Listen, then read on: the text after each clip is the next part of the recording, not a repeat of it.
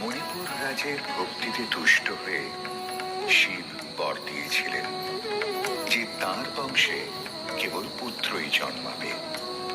তৎসত্ত্বেও যখন রাজকুলে চিত্রাঙ্গদার জন্ম হল, তখন রাজা তাকে পুত্ররূপেই পালন করলেন।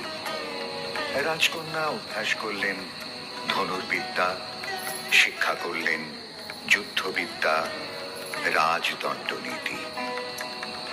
অর্জুন 12 বর্ষব্যাপী ব্রহ্মচর্য ব্রত গ্রহণ করে ভ্রমণ করতে করতে এসেছেন মণিপুরে।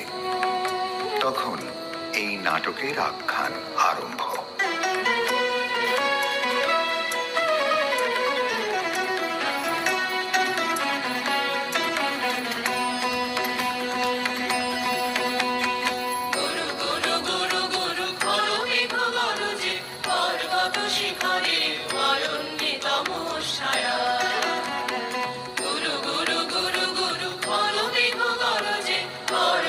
শিখরে অরণ্যে তমস্যায়া মুখরণীর ঝড় কল কল্লোলে ব্যাধের চরণ ধ্বনি শুনিতে